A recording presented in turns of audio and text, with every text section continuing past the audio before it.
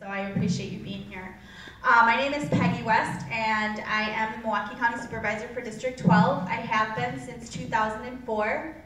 I was the first Latina elected to the county board, and actually the first Hispanic person ever elected to the county board.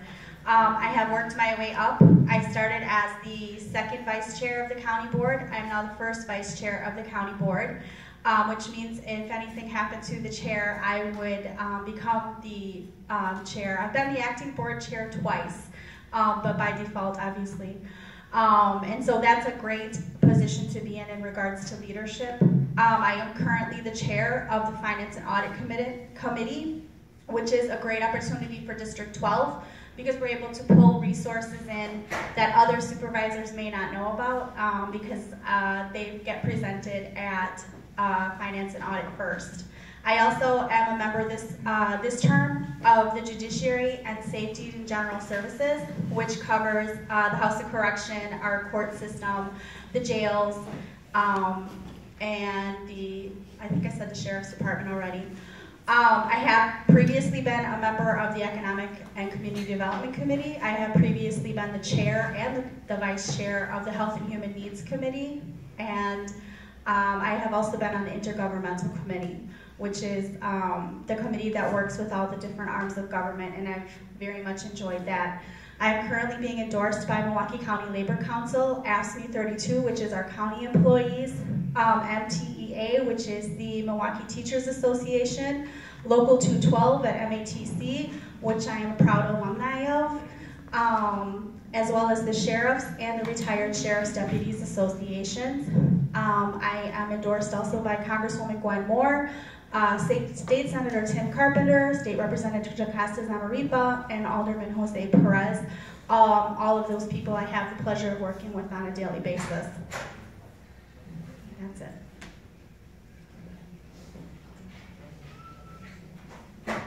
And now Sylvia Ortiz-Velez with us. Thank you. I would like to first thank the Southside Organizing Committee, Ascension Lutheran Church for organizing this forum today, and for all of you for being here tonight. Many of you know me, but for those of you who don't, I was born and raised on the South Side. As a lifelong resident, I have great pride for our community. Many of you know my father, Jose Ortiz, who's a small business owner at J&J Tax on 16th and Lincoln. I myself have been a real estate broker for more than 15 years. I have a degree in political science from UW-Milwaukee, and most importantly, I've been a volunteer in our community for many years.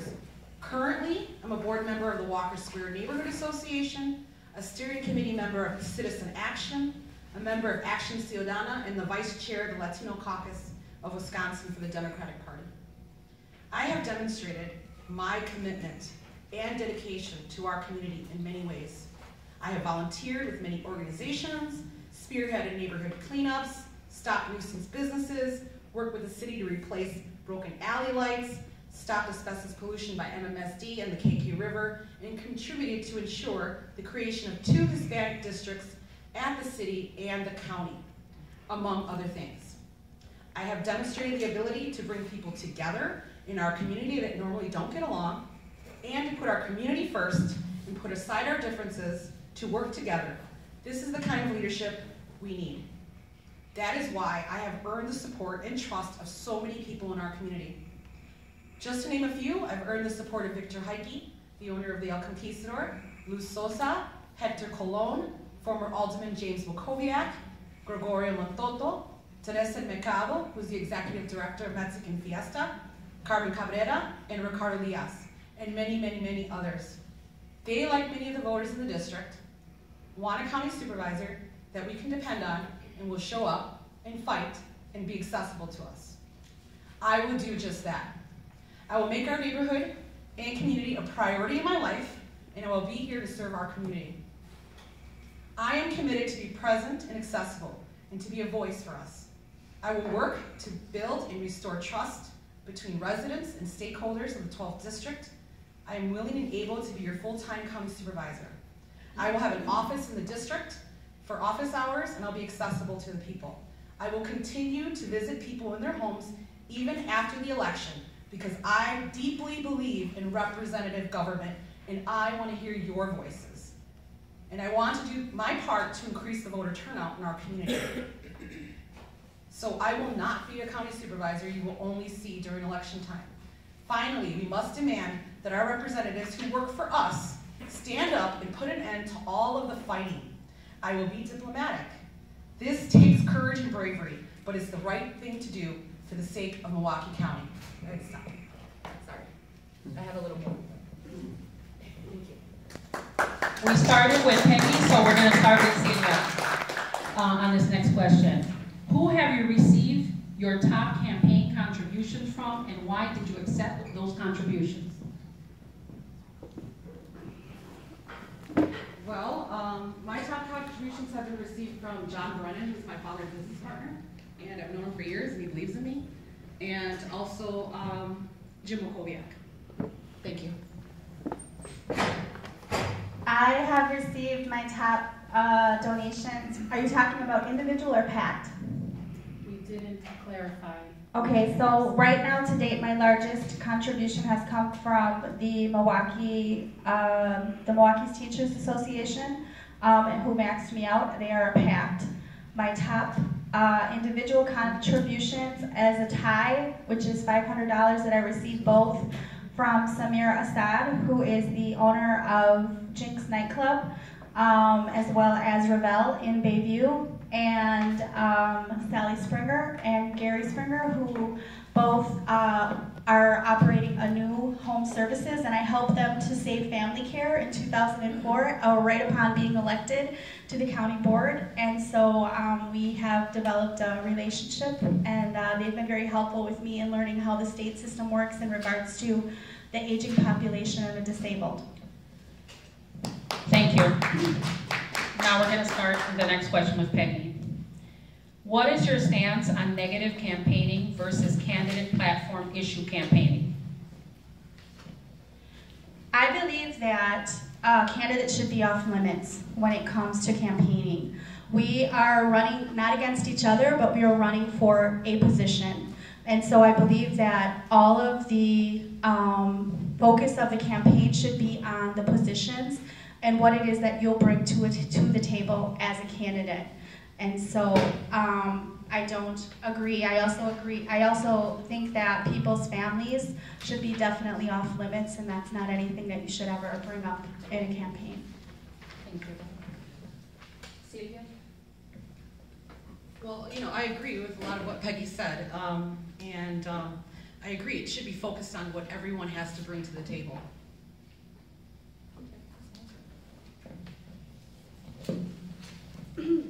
The next question starts with Sylvia. How have you been a community organizer, and what value do you think community organizing has in the role of an elected official? Sylvia, Well, I've done a lot of different things, but I think when you find a need in our community and you work together with people to find solutions, that's the most important part. And when you're a community organizer or you've done volunteer work in our community, you learn that.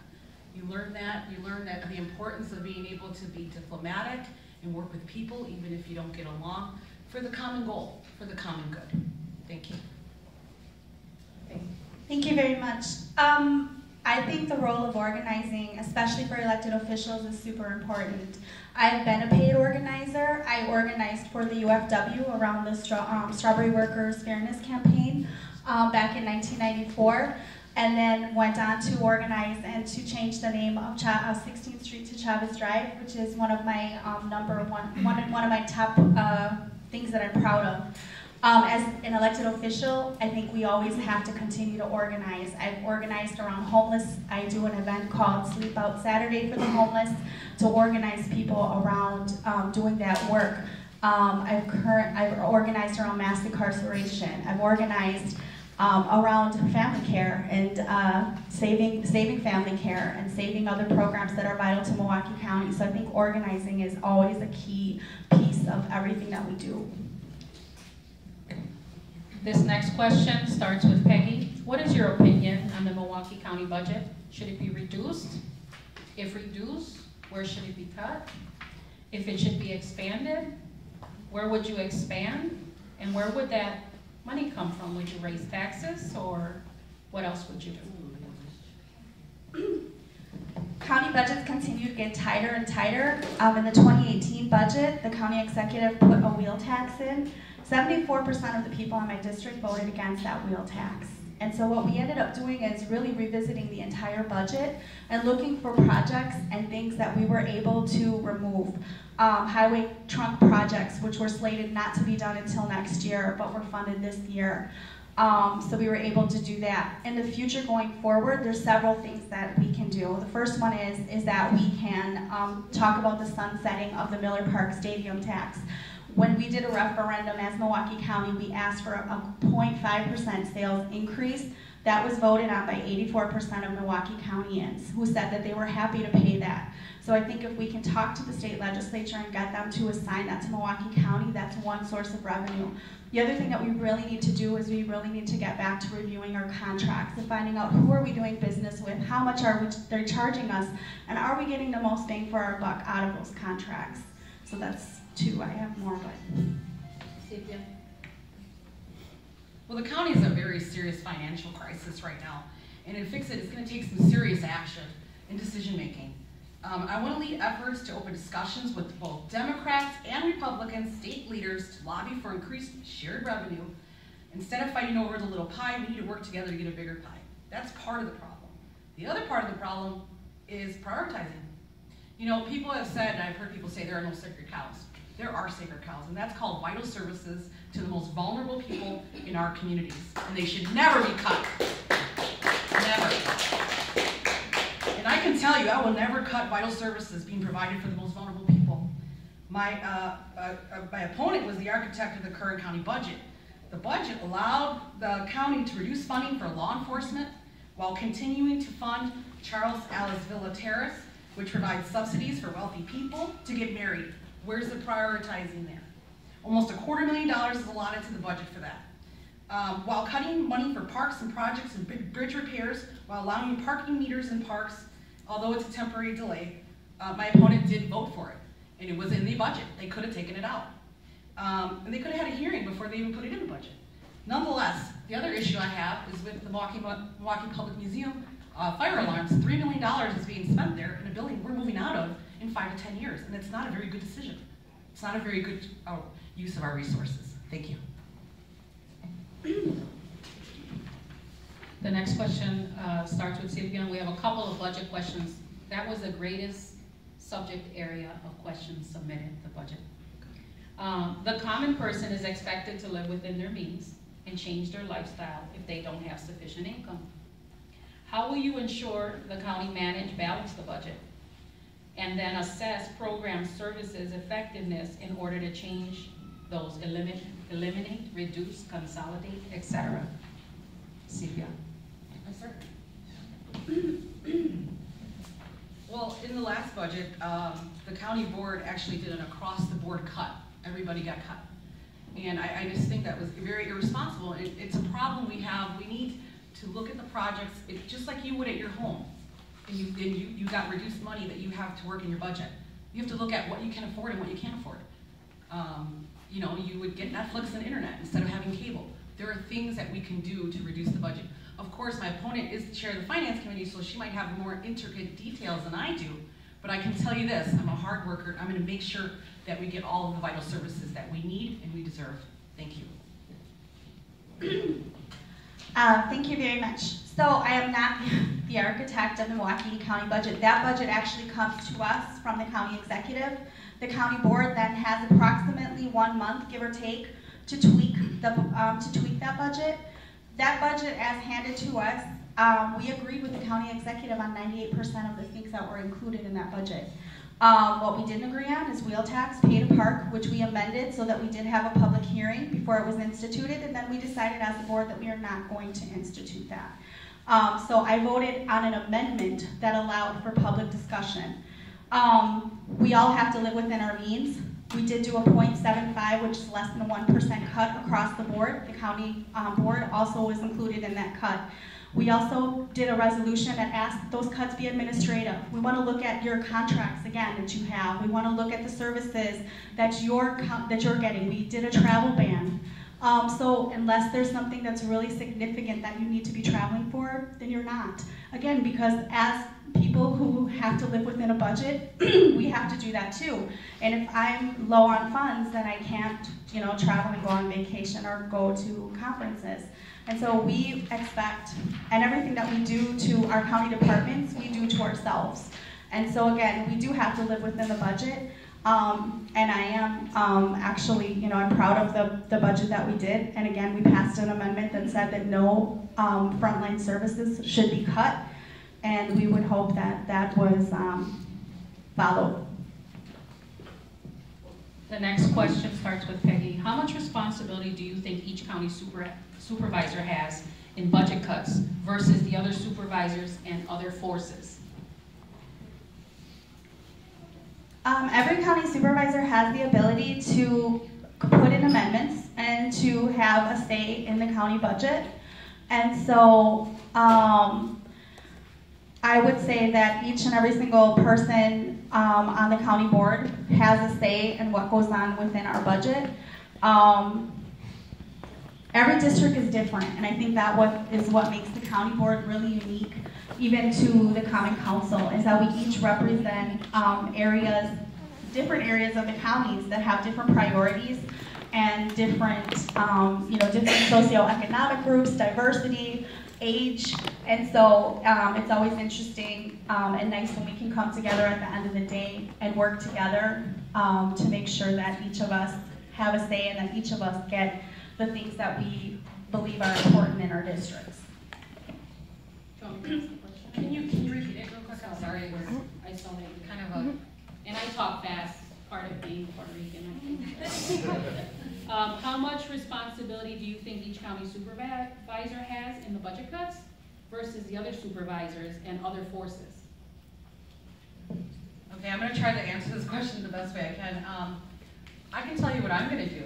I have my first major in college was in accounting, and I actually do taxes, and I'm very good with budgets and numbers, and as a small business owner, I respect every single tax dollar, and we'll use all your tax dollars responsibly. And I will be very involved whether or not I'm on the committee. I will be very involved in the budget.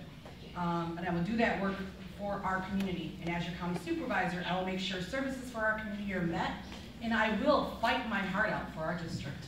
Thank you. As I shared earlier, we have a working board, and our president is here after the workday to join us. It's Marina Borges, so I ask you to welcome her, and she'll be sharing in the responsibility of asking the questions. Okay. Starting with Sylvia, how can the county increase safety in the community?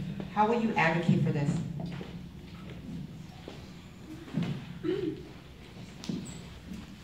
Well, one of the things that I want to work on as county supervisor is making sure that our parks are safer. And there's a lot that can be done in the parks. I actually walked every single park this fall and summer and talked to a lot of the neighbors about the parks. There's a lot of stakeholders around the parks that are not being engaged, so I would love to talk to them, organize them, and engage them to do more cleanups. But more importantly, we need eyes there, and we need lighting. There's a lot of lighting problems in our parks.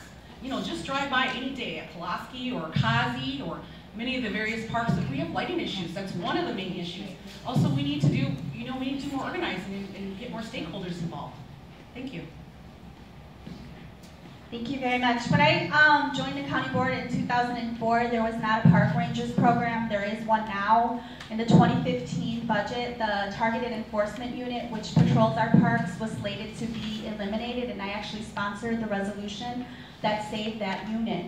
So park safety is extremely important to me. Public safety is extremely important to me. I have a very good relationship with the Milwaukee Police Department at District 2. I sponsored the open house. I've also helped them create over 180 black watches in our district.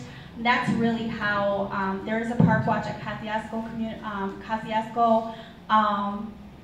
Park. We have more activities in our park now. Mitchell Park has the football field, and that's really how you help with security in our parks is by getting people into our parks. And so I've been very grateful to the Clark Square Initiative for revamping the pavilion there, Journey House for the work they've done in the Mitchell Park, and for the Walker Square Association for all the work that they do, because really that is how we keep areas safe, is by having people active and engaged in the parks and being able to identify when something isn't right. I'm actually super proud of the work that I've done while I've been on the county board in regards to protecting immigrant rights. One of the pieces of legislation that I've passed is an ICE detainer bill. The ICE detainer legislation requests of the sheriff that the sheriff only honor ICE detainers for people that are have committed serious felonies. And so people who have driving issues or more minor offenses would be released. The other thing that we did is we've sponsored anti-discrimination. So we've sent the message out to people throughout Wisconsin that Milwaukee County does not tolerate discrimination of any sort, and that we support diversity. Last of all, and probably I'm most proud of, we have taken a very strong stance on DACA and the fact that we need a Clean Dream Act now. And in fact, I went down to talk to Paul Ryan about it. He didn't necessarily want to talk, but I think that he definitely got the message that we really need a Clean Dream Act and that we need to protect our dreamers. These children came and they are here because their parents brought them, and we would like to see families stay together. And so the other thing that we've done is we did municipal ID, which unfortunately the state got wind of, and they told Milwaukee County that we could not continue it, so we passed that ball to Alderman Jose Perez, our champion, who was able to get that done for us. Peggy, I would like to thank you for the work that you've done. And I applaud. That's right. A lot of work. I guess what I see as lack of a need of right now is lack of like some kind of education campaign, because there are a lot of people who are afraid in our community, and I think we need to educate people on, what the reality is, so they can plan their lives. The other issue is transit. It's a huge issue in our community, and it hasn't been brought up. Many people in our community cannot drive. They can't get driver's license. They don't own cars. And they need ways to get to work. And I have seen a very big lack of need or drive or a championship on the board concerning this issue, and even more so for the 12th district. We have the highest density per population anywhere in the state. And so transit is vital. And so I want to work and be a champion for transit so that we can get people safely to their jobs and home. Every day they leave and they drive to certain counties, they have to worry about whether they're going to make it home that day to their children. And they're just trying to support their families. And I want to thank you for that question.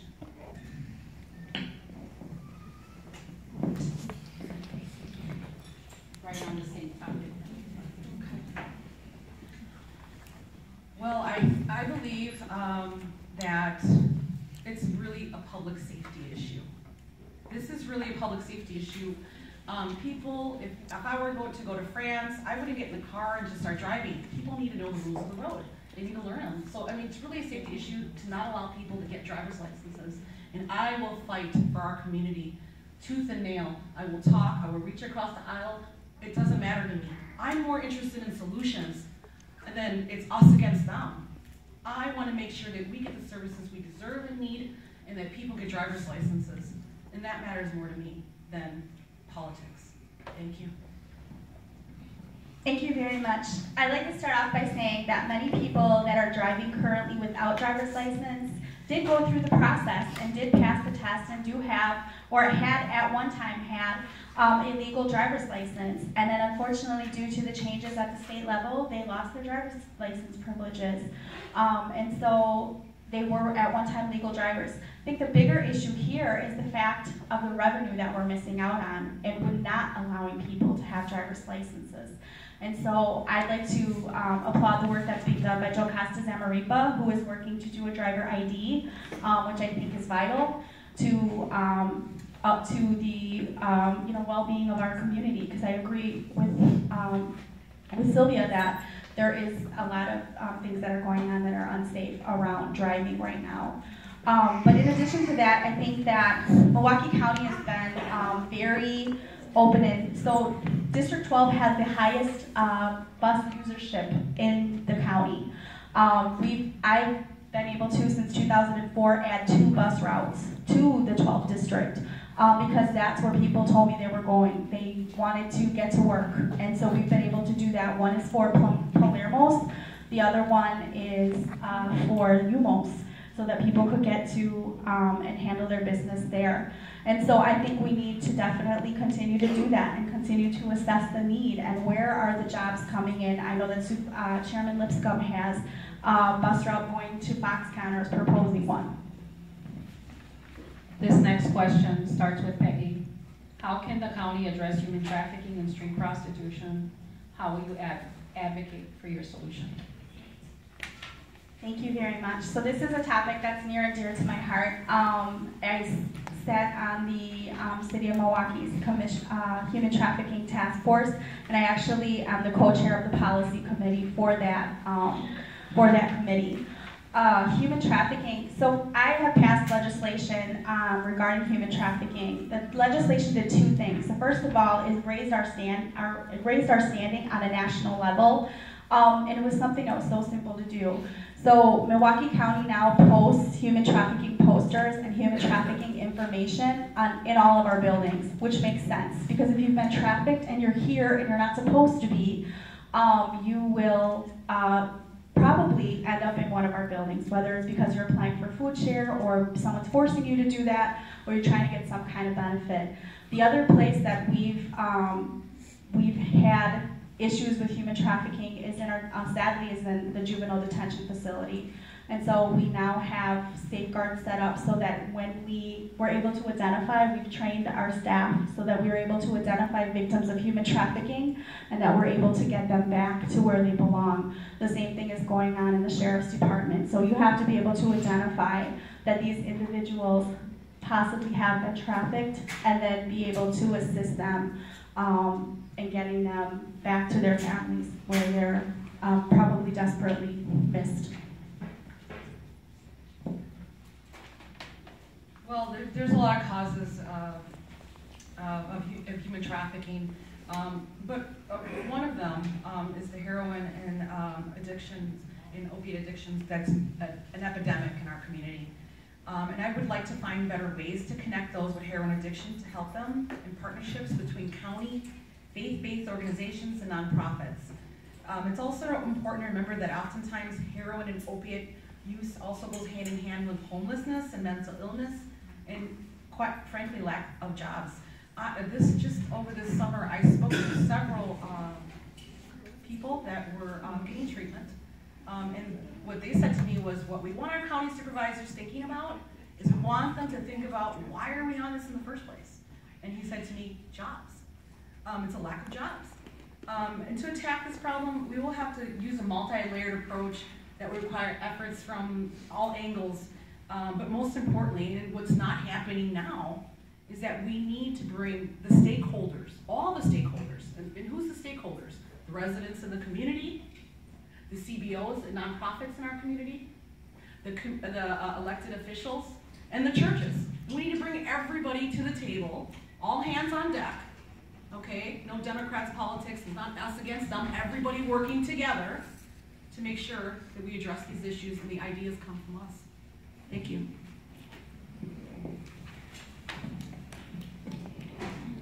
Okay, beginning with Sylvia. How can the county resolve the issue of sex offender housing regulations? How will you advocate for this?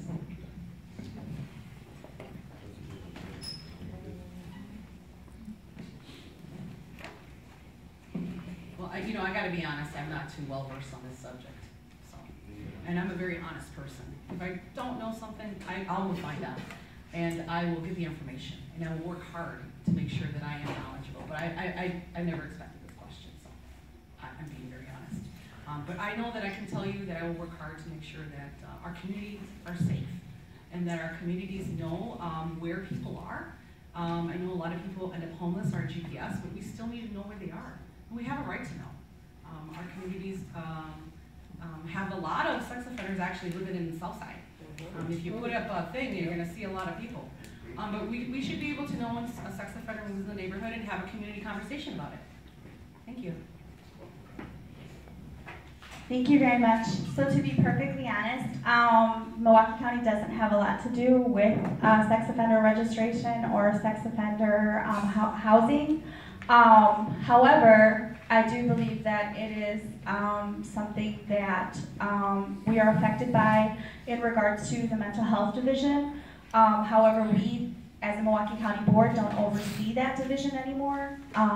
But I know that there were several group homes that were built, and unfortunately, sex offender notification did not take place in those group homes, or for those group homes, at least one of them. And then we were able to move forward and correct ourselves. And then again, happened right before we were, and actually that happened right after the Milwaukee County Board was removed from that whole process. And so we don't really have a say. However, we definitely can advocate as elected leaders to make sure that we are following the guidelines that are set by the state. Thank you. This next question, we're starting with Peggy. How can the city ensure the future of the domes and that residents' voices are listened to? Thank you very much. So I actually am holding a public meeting on this Wednesday, at the domes at 6 o'clock to discuss the future of the domes. I actually created a task force with the county board chair that looked at the future of the domes. The first phase was a discussion among the task force members in regards to what our options are and whether or not we wanted to look at complete demolition, or whether we wanted to do something in between. So we now have a viable option, one of which is not demolition, so that I was happy with that. But we're now moving on to phase 2, which is the public comment portion of it, because they're your domes. They don't belong to me. I live in District 12 and I've lived here most of my life, but they're absolutely not mine. They belong to the entire county, and I know that there's a lot of concern about what's moving forward. In addition to that, all of the reports that came through the task force come through the Finance and Audit Committee, and so anything that needed to be funding in regards to saving the domes and hiring the contractors that were used for both the public input portion and the the specs, and getting a full evaluation of the stability of the domes have been paid for and looked at. And so we're excited to move forward and see what you as Milwaukee County residents decide you want to do. The Mitchell Domes will be one of my very top priorities. Unfortunately, our current county leaders have allowed this Milwaukee icon to deteriorate. The Mitchell Park Domes Task Force, which has met every month for more than a year, I think 18 months, has been struggling with leadership issues as well as attendance issues. And I want to make myself very clear. The county supervisor for this district is the one who should be taking the leadership role on this. Our district is blessed to have one of the most beautiful attractions in Wisconsin, and I promise I will take on that leadership role and the task force, and we will fix our beloved domes. Thank you.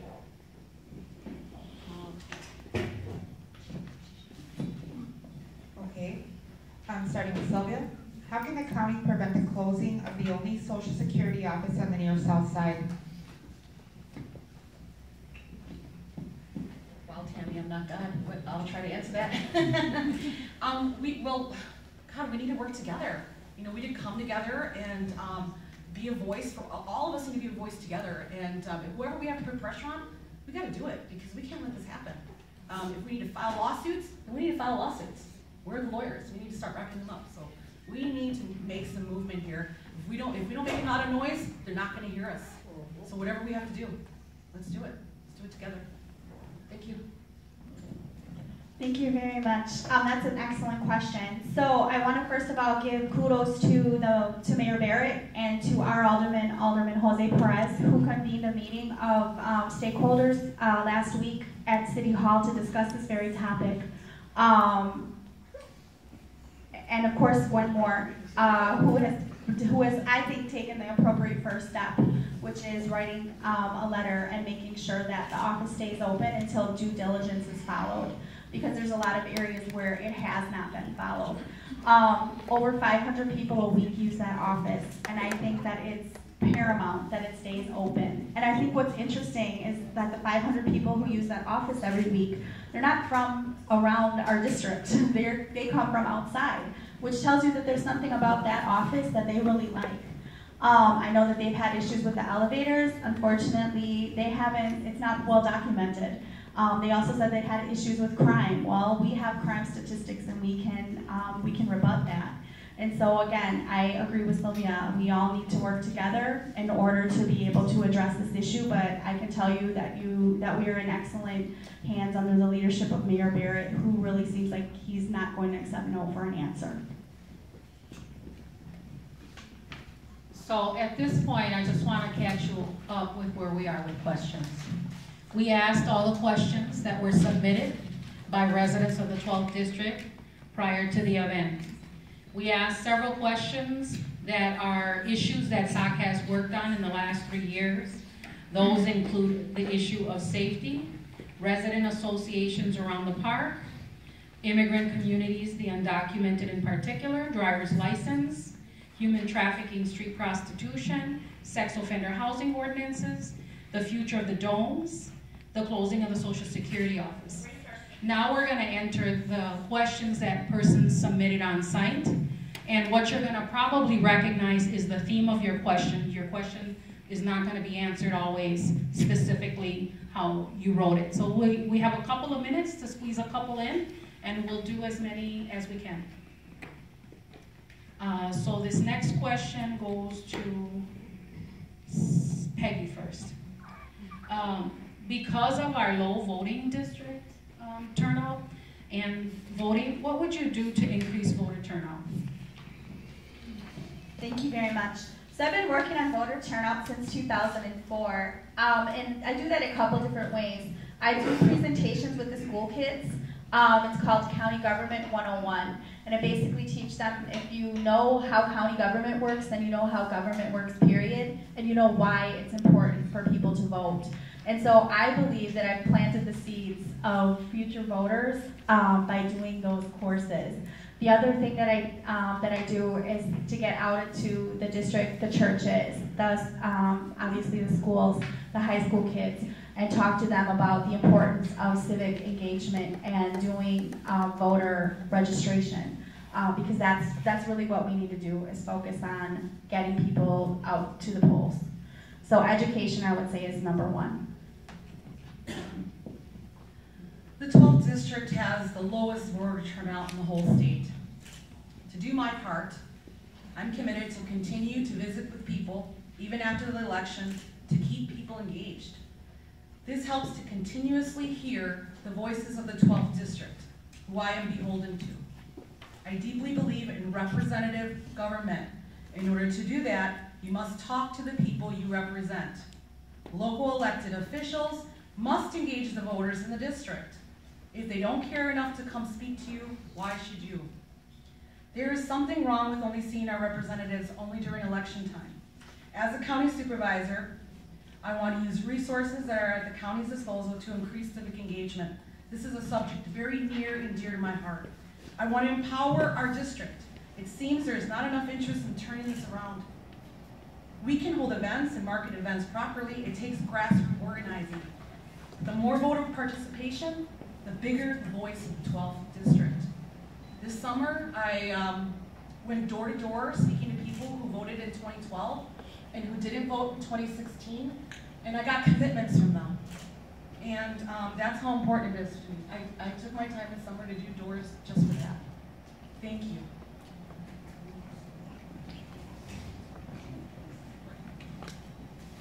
Okay, the next question is, starting with Sylvia. How do you plan to resolve the divide at county government? And I believe this question focuses on the County Board of Supervisors and the relationship with the county executive.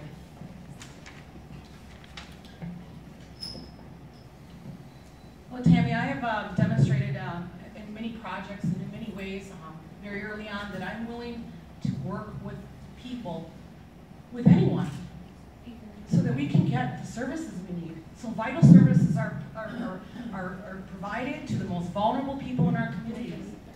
And I think it's paramount that we end the fighting.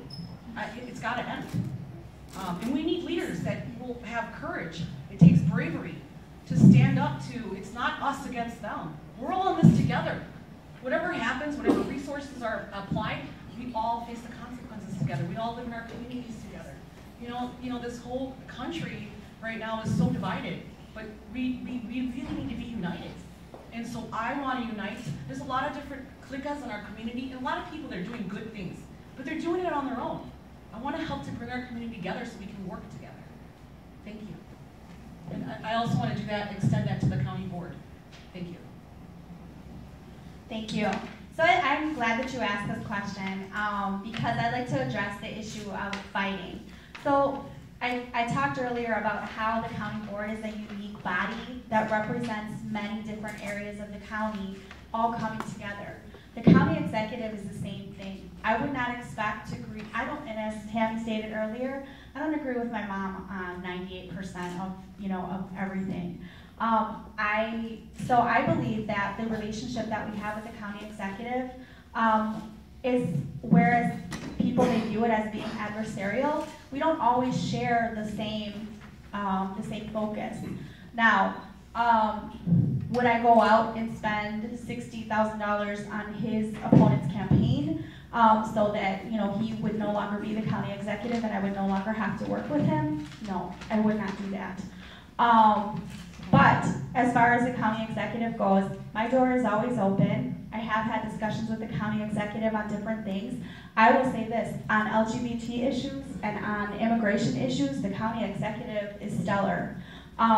We don't agree on wheel tax, and we don't agree on pay for parks, and we don't agree on senior center funding. Other than that, I agree with the county executive on a good many things, and he agrees with us on a good many things. But again, for me to sit down and say I 100% agree with everybody, I have colleagues who I have the most respect for, and department heads who I don't agree with 100%.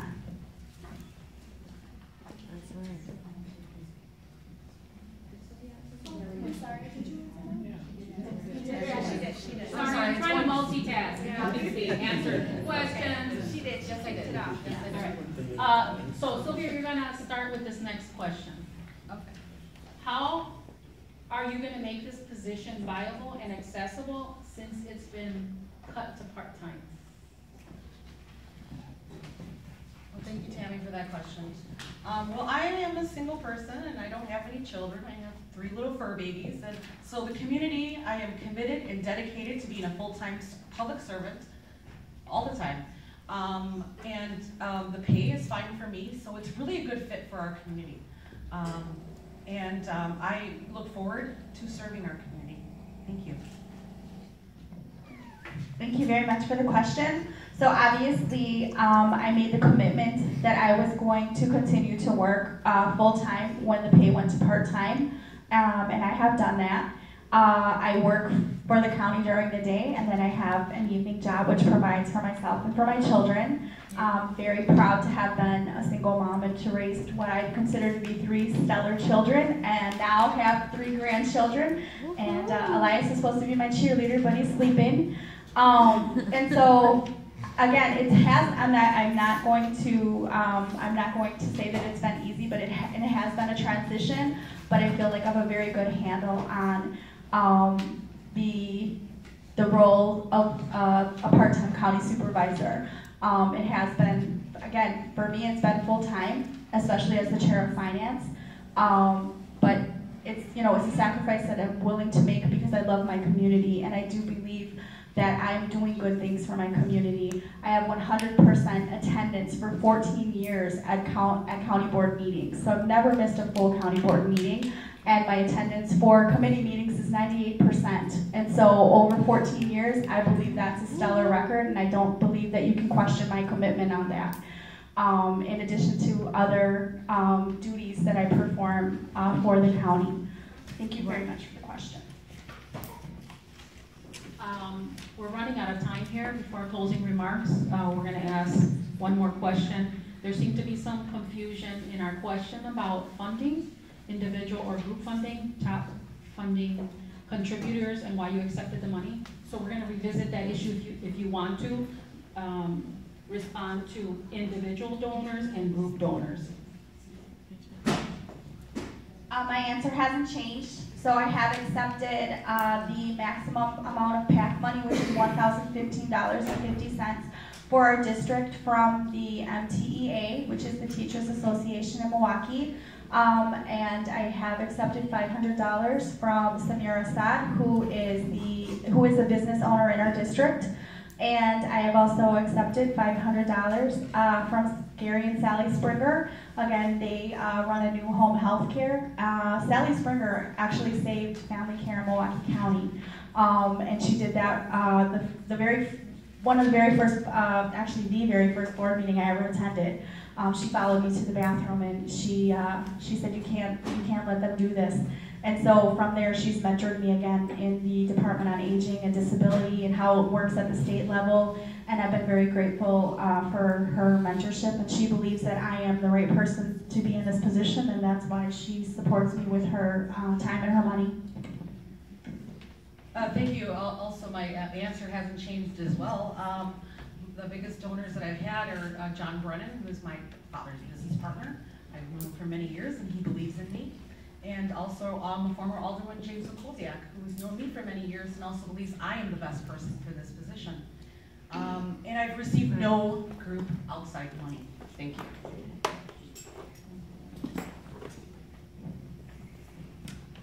Okay, thank you. So you will each have 3 minutes to do that. And we're starting with Sylvia. Well, first I want to thank everyone who's been by my side in this campaign. I want everyone who's donated their time, money, energy, knowledge, wisdom, and support. And I have the support of a great many people over the district, community stakeholders, business owners, community activists, organizers, and quite frankly, some of them have become like a big sister to me. And they know that I will put my community first and to advocate for the 12th district, and this will be my primary job before anything else. I am getting the support of so many people in the district because they know I'll be present for them, because I have been. And they know that I will overcome obstacles because I have demonstrated that. And I will always be a champion for the South Side and never choose another job over the needs of our neighbors. I want to bring our strong Latin work ethic to this office and fight to preserve and expand our vital services. I want to fight the heroin crisis head-on with community-based solutions.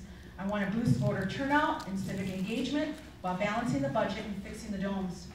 Because it's the right thing to do, and it's what our county supervisors should do. And I will not simply coast by on the county board doing the bare minimum. I want to do much, much more than that. And I'm asking for the opportunity to serve this district and fight to get what we deserve. All my life, I've been taught that it is our responsibility to ensure that we take care of the most vulnerable people in our community. Our seniors, our homeless, our veterans, our youth, our disabled, those with mental illness, those in poverty, and those struggling with addiction. And that's what moves me. And it saddens me to see the great need and the suffering of our neighbors, and I just have to do something about it. I'm a leader that is dedicated, committed, accessible, visible, and dependable. I will work hard to ensure public safety and fight for the most responsible way to spend your hard-earned tax dollars while providing needed, vital services to the most vulnerable people in our communities. And that will be a priority. I am humble, hardworking, and I listen because I understand that everyone has value and everyone's voice matters. I will bring a renewed sense of teamwork to the county board and to the neighborhood. All leaders have to lead by example, and I will do just that. We need leaders that are diplomatic and can work together to find solutions to the problems we face. I will not seek fights. Instead, I will act like an effective leader and seek solutions. As county supervisor, I will make it a priority to have safe neighborhoods and parks, economic stability, and sustainable growth. It's time for a fresh start. Our community is ready to have a newly elected representative in April, and soon it'll be your chance to cast your ballot for just that. I'm out of time. Thank you.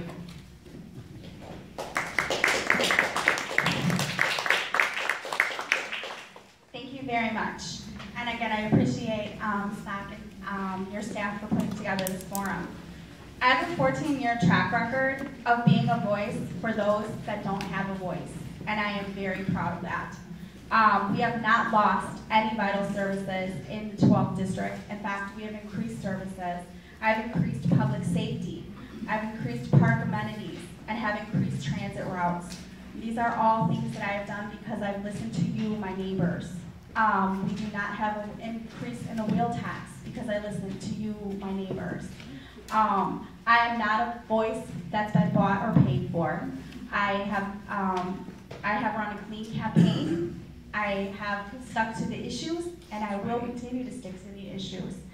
And Gren, I am proud of the record that I have to stand on.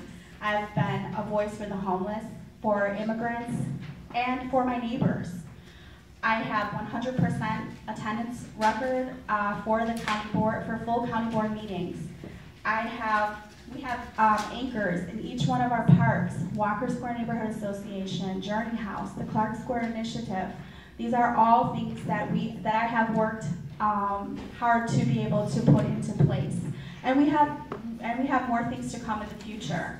I sponsored the legislation that created the Domes Task Force because I know that it's something that's very important to our neighbors, and we will continue to work on it. We do not have deferred maintenance at the domes. They're a very, very unique structure that requires us to kind of go to move along as we can, because there's no other structure in the United States that are like them. And so the maintenance that we've had after the Falk explosion, you know, we didn't know how the domes would stand up.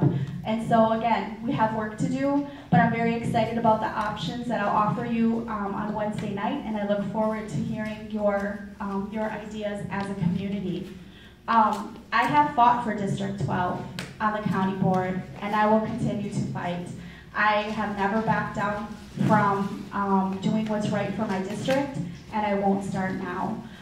Again, I'm very proud of my track record. I'm proud of the people that I'm able to represent, and I'm proud of all of the little people who have a voice because I sit on the Milwaukee County Board of Supervisors. I'm in a leadership role, and I think that part of that leadership role is because my colleagues have placed their faith in me. So first county board chair is voted on by my colleagues. I also have the endorsement of more than half of my colleagues on the county board, and I believe that's a testament to the job that I've been doing. I'm endorsed by Congresswoman Gwen Moore, who I've worked with. I'm endorsed by a number of state representatives and state senators who I've worked with, and I cross party lines, whatever needs to be done in order to get things accomplished. Thank you. Thank you.